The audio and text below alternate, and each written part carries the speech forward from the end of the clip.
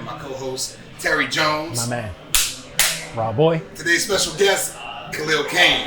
Yes. Looking forward to this interview. Very excited. If you guys don't know who Khalil Kain is, let me just start off with a couple of things.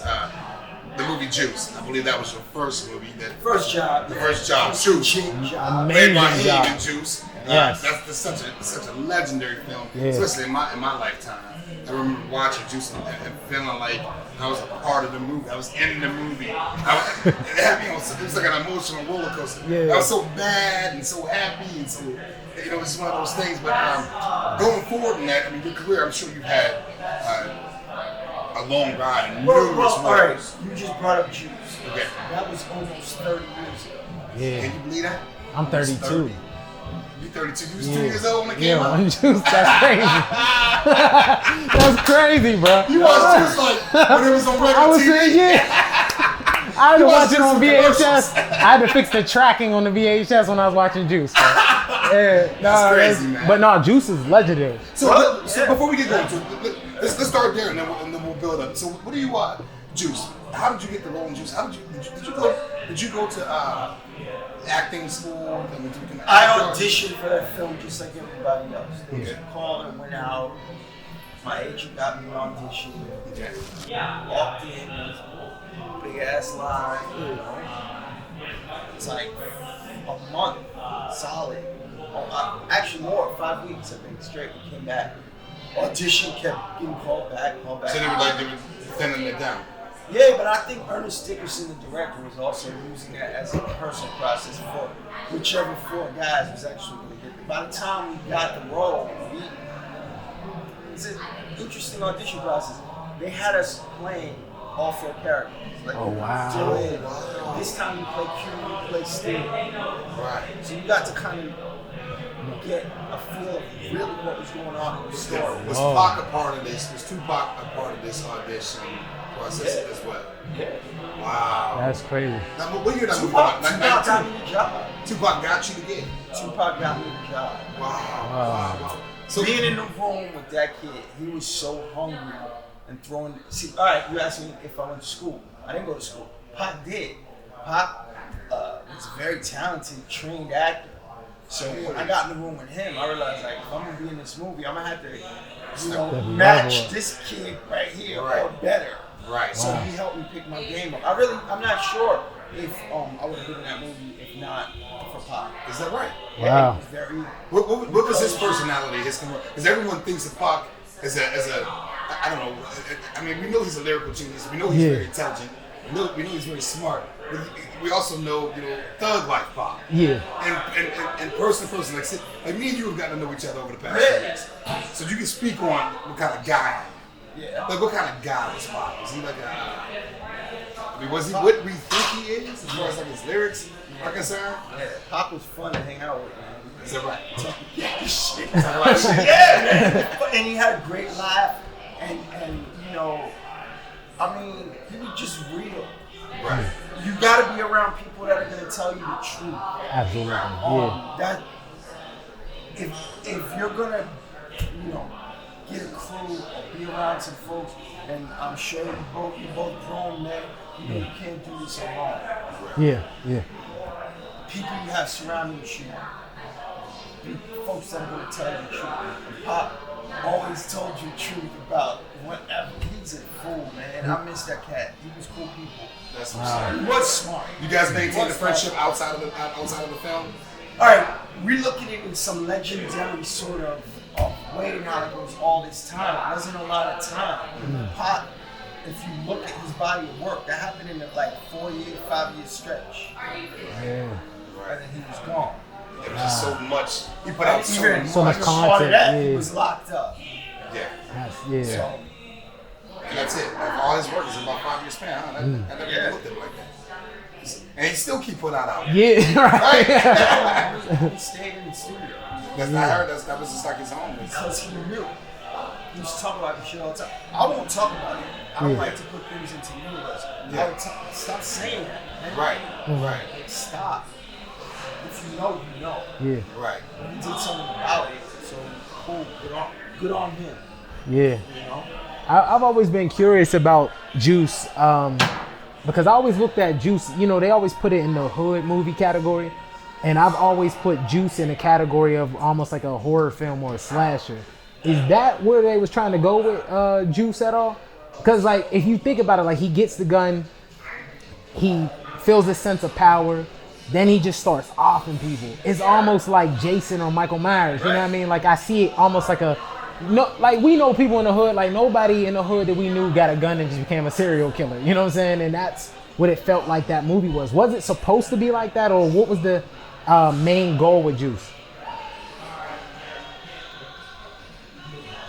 It was. Okay. It was a film noir. Okay. But in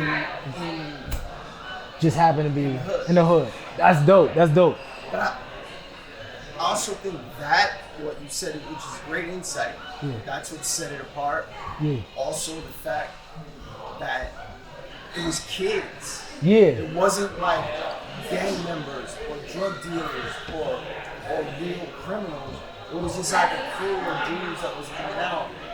And the reality of that, I don't really know where you grow up. But if you grow up in that environment, like you're one bad decision away from like everything being over. Yeah, for sure. For sure. Yeah. One bad choice. Right. Mm-hmm. You know. So I think a lot of people were able to relate to that because there's a lot of kids that aren't thugging like that or really in a gang like that. Yeah. They're just regular kids, but still stuff happens. Happens, yeah, absolutely. Your boy could be in the game and you ain't in the game, and then But none of them were. yeah. None of them were. And that's why I saw it like that. It felt like the gun almost possessed him. Right. You know what I mean? Because I remember watching JD's Revenge when I was a kid. I shouldn't have been watching it, but my aunt put it on. I was like, I want to see a horror movie. She's like, oh, I got you. Put JD's Revenge on, and he gets possessed by a killer pimp. And I kind of felt like when Pac got that gun, the power, like evil, possessed him in the sense of. Well, I've seen that happen. Yeah. I have seen that happen. Yeah. So that's what it felt like with the movie, like.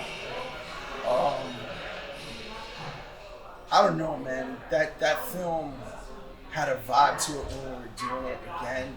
Yeah. You know, Pop, he was having a blast with it.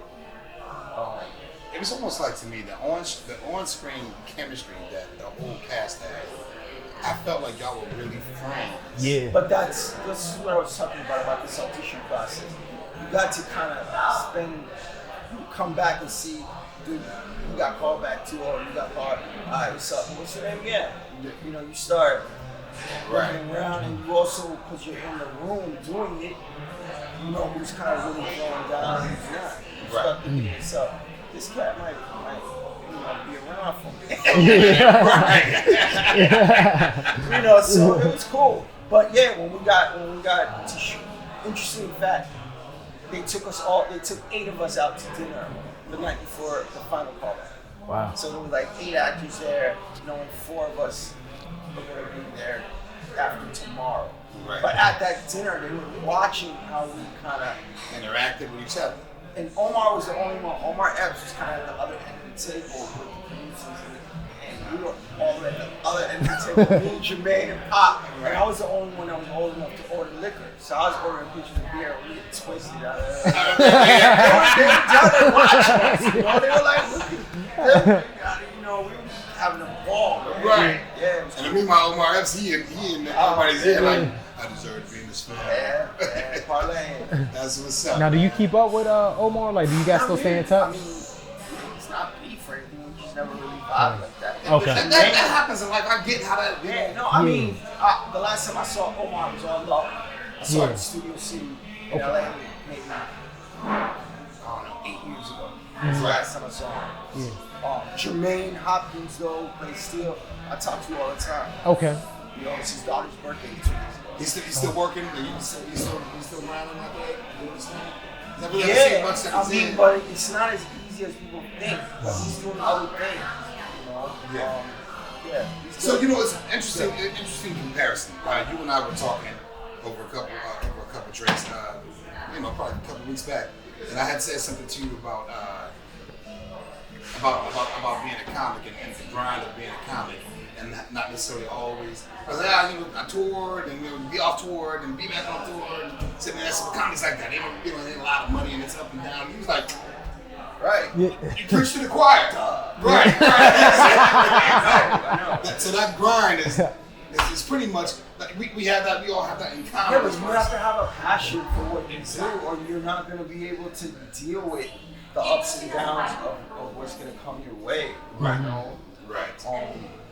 If that's what you do, that's what you do. But we do it no matter what. Right. Rain or shine. Right. Right. You know. I get it. Acting is a situation where, especially on a big scale, Hollywood picks and chooses who's going to be successful. The star. We think we're electing the president of the United States. There's a whole vetting process that goes on. Yeah. We get a choice between two. Yeah. Right. I mean, they say anybody can be president. You know, they've already narrowed it down. This is they decided one of these two cats. Yeah. Right. Whereas we think we have a right. Mm-hmm. Yeah, same thing in Hollywood. They've already decided who's doing this movie and that movie. And unless you're a creative entity, you just got to deal with that. Let me ask you this: Could potentially a person with enough money? I think like maybe was it Mel? Who put out the thing with the Jesus movie? Oh yeah, Mel Gibson. Mel Gibson. Yeah, Passion of the Christ. So Passion of the Christ. So if a person with enough money wanted to finance their own film and make someone. This is America. You can do anything. Mel Gibson doing that. That wasn't his money. He got investors. Apocalypto. Mel Gibson, proved that he could direct a large-scale film and it was dope. Right. And he was also a movie star at the time, so there was very compelling. But that wasn't his money. So right now, the way things are set up, right? Yeah, if you got some cash, If I go out there, I got a few million. I'm going to invest in the film. Yeah. I'm Bogart my way in. I know I ain't been in film before. You can rent the best equipment you have available. You can hire $1 million. This is the script. Right. This is my cast. You can hire the But that's a gamble because you don't know if it's going. Everything's a gamble. Mm-hmm. Right. So you gotta look at it like that. Yeah, I mean, you look at Kevin Hart. Or you can just go work your job. Got a point. I mean, Kevin Hart does the same thing. He flipped his money. He would invest in his stand-up movies, put them in theaters, and then he would make like $2, $3. He works like a dog. Yeah, he does. He doesn't stop. Yeah, I he know does. Kevin. I'm not ready to work that like that. Yeah. No. It's too much. I'm being honest. Yeah, no, that's real. Not that dude. Right. Yeah. It's just a bit much. It's too much. Yeah, he goes hard. Going forward in your career. So I watched you, over the years, and clearly, like even in sitcoms. You played some of my favorite roles, like in the sitcom Girlfriends. Yeah, Girlfriends. Yeah. And then Living Single. Your Regine's I've been all over the place. I've been doing this for almost 30 years. Do you have a favorite role of all? To me, my favorite role was in Juice. But do you have a favorite role that one role that always sticks out to you? There was a film that I did for Showtime a long time ago. Z-Man in the Sound was a play. Charles Fuller wrote it. It won a Pulitzer. They turned it into a movie. That's something that can be. I'm an actor, though, man. I love theater. Period. Like that. And Kevin Hart is a stand-up comedian. He's done a ton of movies. Kain's a multi-millionaire. Yeah. Like, I can't compare bank accounts with Kevin. Kevin probably beat me in a race too kind of quick. So right. Kevin can ball actually too. Oops. Straight up, he's played on the same basketball team for celebrity game or something. Yeah, but in LA they had a league. They had a league, the celebrity league. But then there's other leagues. And like I'll put a team in a league in Burbank. I'll put a team down South Central in that league down there, and just ball. Right. And Kevin played on my team twice in some other league. Is that right? Yeah, Kevin can play. That being said, comparatively, no, you can't compare. But like the play that I'm doing right now, here in Pittsburgh, I don't know if Kevin could do that. Right. That's the difference because that's a real actor. It's live. Kevin's a real actor. He's got a resume. Well, not taking away from Kevin. I know Kevin. I've worked with Kevin State, you know. Yeah, not taking away from And Kevin. there's tons of stuff that Kevin doesn't come that I couldn't do or wouldn't do. Right. Yeah. Just can't do that. Right. But then again, there's takes and there's live. Right. So do you like You got theater 20 more? takes. I don't. It's not a matter that I like theater more. It's a matter that that's the love. That's Yeah. the root of what we do. So you gotta go back. If you're an MC and you don't know who Guru is or Rakim, Yeah. or Cool Herc, like you ain't really thorough. Yeah. Put it that So, way. When it comes to this acting thing, I'm thorough. Like cats know who I am, and oh yeah, I believe it it. is what it is. Because that's how we are with stand up. You know, I was. You got your open micers. Yeah. Right. You know. Run of the mill, we call them. Yeah, Right? yeah. Because we also study the history of stand up. Like for me, my dad introduced me to comedy records, and my aunt used to do stand up. So it's Red Fox's Bill Cosby, Richard Pryor, Franklin and Jai, who's one of my favorites of all time. Not many people know about Franklin, but Franklin is unreal. Moms Mabley, George Carlin, Bill Hicks, all these different comics that. Mom's Mabley, man. That's the name that you was. She's like one of the staples in comedy. Period. A lot of cats don't know. Nah, they don't. I mean, it's not even like there's a lot of young cats that don't know Carol Burnett. Mhm. Right? Like, Yeah. But Mom's Mabley was a trip. She Yeah. created a whole persona. Yep. And they beat her up too. She went through a lot. You know who I was a big fan of growing up too was Flip Wilson. Oh yeah, Flip. Yeah, Flip was amazing. Yeah. It's a beast. So what's your favorite style of acting? Do you like comedy acting more, or do you like drama, or you give me the vibe, this energy that you just love acting in general. So like no matter what role, you'll enjoy it. But do you have a specific? I think I'm built for drama. Okay. I enjoy comedy. When I was living in Los Angeles, my reputation wasn't that funny. But when coming out, I just told him that. I said, "My man, get fired up, boy. He be." But generally, that's more a matter of just affinity. If I like you, Yeah. we can hang out and I'll talk to you. Gotcha. But if I ain't really vibing with you, I'm gonna be quiet. Yeah. Take that check real quick. Like, so I'm gonna go a little backstory on how he and I met. Yeah. I walk into one of my favorite bars here in Pittsburgh, on the south side. It's 12. So I'm in 12. My buddy Andy, shout out to Andy. Yeah. So my boy Andy, he owns the place 12 there, Whiskey and Barbecue. And I frequent the place quite a bit. I'm there at least once a week. Yeah, you threw my after party I there. threw your after party there For my album. Yeah. When he released his album, his album release party. You looked out. So I walk in there and I'm pretty much, and I ain't even toot my horn, but I'm kind of the shit there. Like, I know everybody. I don't mean to toot my own horn, but I I'm walk coming. in, I know everybody, and it's home to me. Yeah, It's for home sure, to me. for sure. I'm Norm, right? Yeah. They're like T-Roll, but I walk in, I'm telling everybody else. I get to the end of the bar and I see him, and I'm looking, and you know how you know somebody, but you really don't. Like I feel like I knew this cat, like I know him, like I met him. I ain't never met him a day in my life, so I keep looking at him. I know you saw me looking at you, because I was like, but I was trying to act like I was like looking over you. I was like, I know this dude, like I know this dude, and it hit me. I was like, so I walked up to you. I was like, he said, what happened? He's like, yeah, Khalil. I knew right then when he tapped me up. I knew exactly what it was. So we started talking. We took a flick together. I posted it on Instagram. Yeah, I saw it. Yeah. And then my man followed me back. I was like, I really think this cat now. He followed me back, right? That rest of the night. Well, who was with me? Nobody's by himself. That's dope. I roll By himself. That's dope. That's really dope. Every time I hit him, I'm heading to 12. He's like, I meet you there. We meet over there. We have no drinks. Boom, go his way, go my way. It don't be And the fact that he and I have, he coming to the pool party. How about that? Okay. Tell me about the pool party. The pool parties is always lit. See, my wife told me all about it. Yeah, they're always dope. Yeah. Yeah, man. So we just develop a friendship. I think that it's rare in life when you can meet somebody that you click with.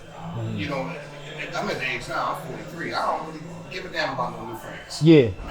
Really. Like I like what I like, and if I get down with you, I get down with you. I really don't. And the fact that we click, man, that's a genuine dude. And the fact that you said, you know, people don't really know you to be a comic guy in LA. I know otherwise. This dude Ray is enough. That's crazy. Cheese on the sitcom for 5 years, so it's all good. But they, you know, they're looking for something specific. Mm-hmm. Yeah. You know, and somebody like Kevin fits into that mold. Yeah. Great. Yeah. Love it. Yeah. Yeah. You know, somebody like Rock. Yeah. It's a prototype. Yeah. Yeah. It's already there. You know exactly what to do with that. Right. Yeah. That's interesting. That image. Well, that's That's not me. That's funny because that's exactly stand-up. You know what I mean? Yeah. You see who gets the comedy specials and who's the new hot guy versus who's not. And it feels like it's like every 4 to 5 years you see a new what's popular guy. this year? Well, you know, Political comedy this year. This Yeah. year, you know, it's Yeah. you know, well, here go the shit we deal with. This is the new thing. Get on Instagram, become Insta funny, Insta famous. Now clubs are booking these people from Instagram. I've been in comedy ever 17. What do you got? What, 13? 13 years. Almost So, 14. I started when I was 18. These little clips, Yeah. right? Fun guy. Now comedy clubs are booking them in these comedy clubs because they can sell tickets. That's all comedy really is about. They put asses in the seat. Yeah. Yeah, Right? it's changed. That's Yeah. how the owner of the club make their money. They don't really care how funny you are. You sell tickets. So now these guys are getting that shot and rightfully rewinded for all these years. So now to figure it out, now am I the type of guy that's going to start doing skits? Nah. Yeah. I'm But still the game has changed. Yeah. What do you do about that? Yeah. I don't think that doing skits at this level of the game is really gonna get me to where I want to Bro, be. I've had people ask me to do In their skits. skits on their Insta. I was like,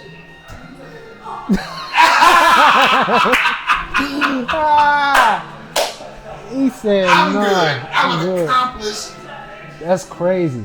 dude. Like it's legit. almost like a ask- smack in the face. not a smack in the face, but they really think like that whatever number that they have as far as followers is currency. Yeah. You know what? That's crazy. You say that. That's like some Black Mirror shit. It really is. Like they think it is currency. You're right. Yeah. But the money doesn't it doesn't add up. Like if you had $1 for every 1 million followers you had, then you're killing. Yeah. But literally, wow, I never thought of it like that. I would be very diligent about Instagram. It does what it does, right? I really, honestly, it's horrible, but I don't really care about that stuff. Yeah, No. yeah. No. I do my work. I take my work seriously. Mm-hmm. I take what I do seriously. I love what I do. I'm passionate about it. You know, I'm coming into contact with other accomplished artists. The play that I'm doing here in Pittsburgh right now, the playwright is now MacArthur Genius recipient. Like, Wow. she's a newly minted MacArthur Genius Award recipient. Dominic Dorso. Young black woman from Detroit. She's got a play that's about to open on Broadway. Ain't You Proud to Bed, a musical about the Temptations. She wrote that. Oh, wow. But the thing about it, and just to preface, when you win a MacArthur Post Award, they cut you a check for $650,000. About that. So I'm sure she was sitting at home, and maybe a few months before that, somebody mentioned to her, you know, they put you up for a MacArthur, and it's a MacArthur Genius Award. You go, oh, okay, that's awesome, and then you go about your business. Yeah. And then you get a call. You won said award. You go over $500,000. Go live your best life. Bruh. Smile, chick. Bruh. Oh. What's up? So when we got out here to do the play, Yeah. the second day of rehearsal was when they announced that she won the MacArthur, and she FaceTimed us, in rehearsal. We were like, Victory. So dope. sister girl. That's so dope. That is an unreal award, man. That is Yeah, but amazing. that's not something that we're looking at, or that my kids are looking at, or that's something that happens when you're diligent about your craft. Yeah, absolutely. Yeah. No, I wanted to ask you this. You have a favorite actor or actress that you have not worked with that you want to work with? I can't think of anybody off the top of my head. But You work with a ton. yeah, but I remember one time somebody asked me this, and I said, you know what? I want to work with Whoopi Goldberg. I think Whoopi Goldberg is dope. Like, she's done some incredible work. She has. Her stand up. Stand up to She's me. won a Tony. She's won an Oscar. She's won, and she's about that life. Yeah. I mean, she says that's on her mind. And then we got to do For Color Girls. And here I am up in Harlem on the street, ready to listen to Whoopi. I was like, Bang. and again, that's why I don't know if you ask me this question. I really don't think about it in those terms. Even doing Love Jones. Yeah. Me alone, first day of work, I was like,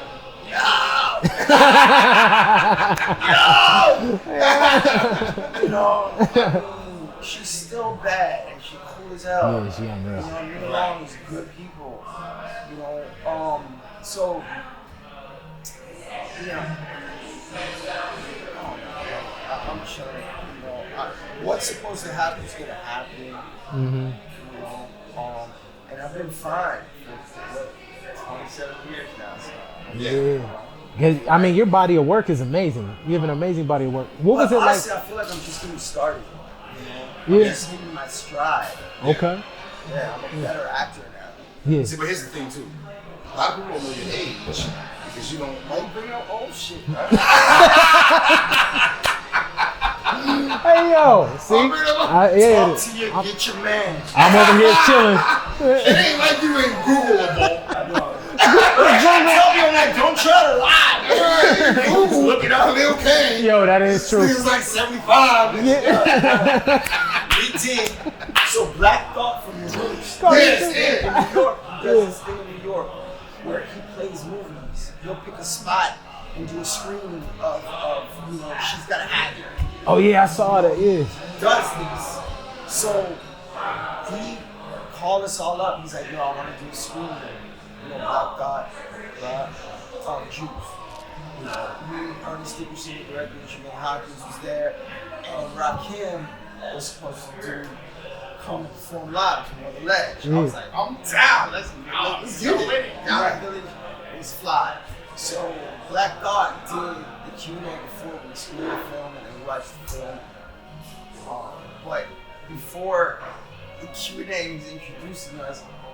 Black Thought called me a vampire, bro. You just said the same thing. the same You said the same They thing. called me a vampire. I was like, It's on age. Yo. word. Also, He said a word. also, Rakim didn't show up. What? That's unfortunate. Black Thought performed Know the Ledge. He said, Wow. I apologize. Rakim's not gonna be able to make it. But Bang. And killed it. but this is part of the culture. He's so It's dope. part of the Yeah. culture, dope. and he's thorough. Yeah. Black God is thorough. Oh yeah, he's beyond though. Yeah. Unreal. He know those lyrics. Yeah. Verbatim. Yeah. Smashed it. And the praise. I was like, Rock. I said, I was like, kid, it was beautiful, man. It was really fly. That was a nice afternoon. Yeah. That's what's up. So what was it like working on For Color Girls? It was dope. You notice I still ain't said my age. Yeah. Yo, he deflected the whole thing. That Google Khalil Kain. he like 500. You'll see why they call him. Yeah, it's a picture of him and Keanu Reeves in like 1819. Yeah. Oh man, that's but yeah, you enjoyed it though. Like working on For Color Girls. Yeah. Because there's certain directors like what was it like working with Tyler? I don't know. Tyler Perry had his hands full. There were a lot of high-powered women, on that set. Oh. Yeah, I know exactly what you're talking about. Because I read some articles. I think I know what you're talking about. I mean, they deserve the attention that Yeah. they had to give that. Yeah. Felicia Rashad. Yeah. Janet Jackson was in it. Yeah. Go. Yeah. Beautiful. Yeah. And you can only Rose. Mm-hmm. So yeah, I was just trying to stay out the way. Okay. And also getting that role. I mean, this is stuff, Hollywood stuff. My agent told me, like, there's not going to be another studio movie for this. Like, you should say yes. And I kept saying no. We did all the male roles in that film. You're doing that. You're doing nasty stuff. And the role that I got, it was new. My agent asked Tyler Perry, when you say new, what do you mean? Like full frontal or what? Tyler said, I don't know yet. Yo. No, but I'm scared. I was like, that's really not, I'm not worried about it. I was like, whatever. What's that deal? Just move on. Yeah. But yeah, I was pretty much badass next to I'm at the supermarket and I got some grandma coming up to me. I saw you in color. Hey yo! Thank you. Straight up and down, bro. It's like, So I got a question I was gonna ask you off camera. true, man. I'm like, I was gonna ask this off camera because I've always been curious. Someone's grandma though. I just don't know the side of it because I was gonna say that I'll wait till you get off camera because I just don't know the side of it. So when you're doing a nude scene, I know there's you can either have a closed set or an open set where there's several people, or it's just a closed set where it's just like you right there, the camera guy. And it was act pretty close. pretty close set. It was a tough deal. Okay, so is there's no like you basically gotta have no fear whatsoever when it comes to that. Like you just gotta be like lock that out. Leave your inhibitions at the door. Period. There's been over the years Monsters Ball with Halle Berry. Yeah.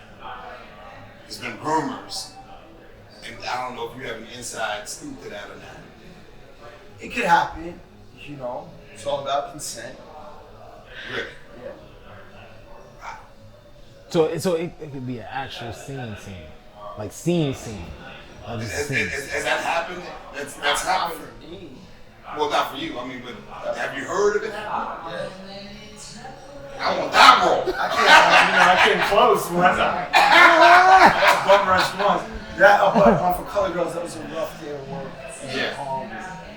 And And that's how you gotta look at it in your mind. This is work. I'm here to do my job. There's not really. I'm a nice person, and I'm considerate of other people's space.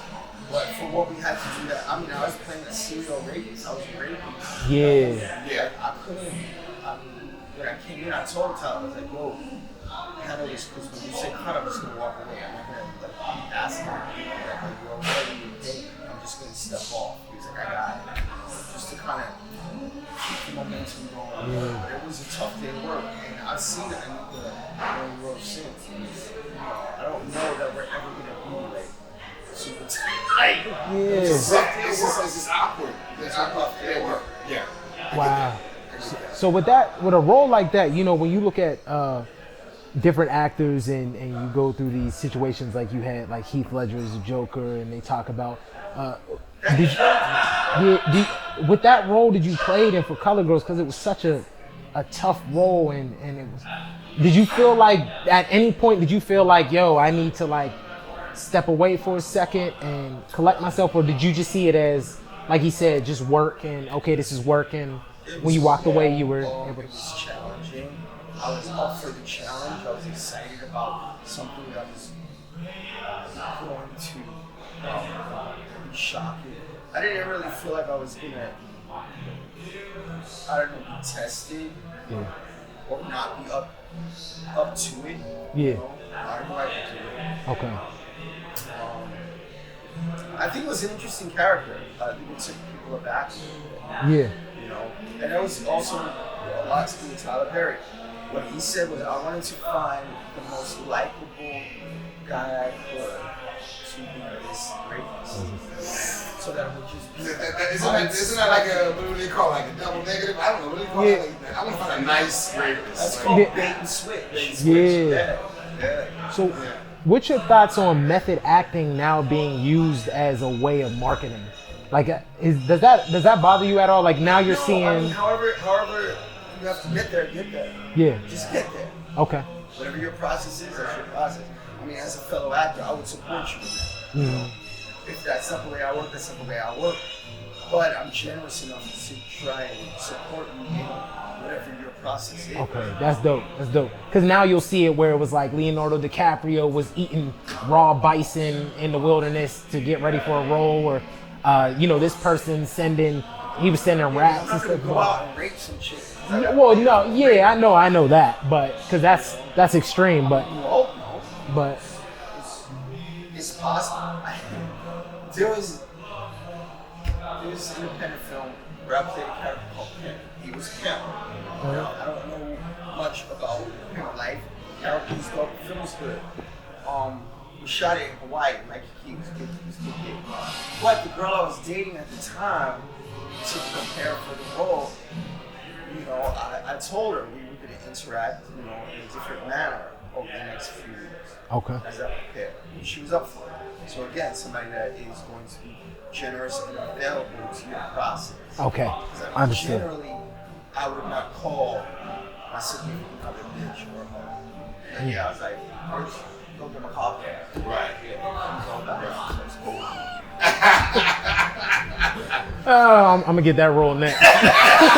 Bitch, go over there and get my coffee. So I guess in closing. But that was weird. It was uncomfortable for me. Yeah. It needs to be comfortable in your mouth. Right. Yeah. Like, just saying this is real and accurate. So let me ask you this in closing. If you weren't who you were, didn't have the credits that you had, and you were trying to get into acting, and someone took your whole career away from you, how would you get it back? What would you do? How does one get started? How does an aspiring actor, like you ever been asked that before? Because that's a hell of a question. Like if you look at it, like this is 2018. This is not 92. Yeah. This is not who's standing line for auditions. This is it's a popularity contest. Yeah. That's what I feel like. Skits. Right now. I would have mad skits. Trust. So, man, all you young aspiring actors out there, man, that's what you gotta do. You gotta get on Instagram Get them and skits. start just bullshitting your way to the top. That's what you gotta do. Listen, man, I ain't never doing that. I'm a legit stand-up comic, and I ain't doing it. I'm just old school. I don't got time for no skits. I worry about writing jokes and being funny on stage. So come see me. There's only gonna be like 35 people there, but come see me. No, that's a lie. He's lying. He always sells out. He's a liar. He be selling out shows. No, me, it'd be 35 people. He's 35 years old. He's lying. Nah. Presently, I'm at City Theater on the south side of Pittsburgh doing a production of Pipeline. City Theater Company is amazing. I'm loving Pittsburgh. And we've been rocking out, packed houses, standing ovations every night. Amazing. Tell me more, so I love you. Like, this has been really cool. Well, you're gonna think on that. That's a dope plug. This ain't gonna be out until after he gone. But just so y'all know. But he still showed love. He was here. He was here, and he came and took time out to sit down and meet my homeboy. My man. Khalil Kain, Friends for Life. You already know that, man. You already know that. My man. Nice meeting. T-Rob, Terry Jones. Light up and laugh. Good. It's a wrap. Swag. Thank you for that. You good?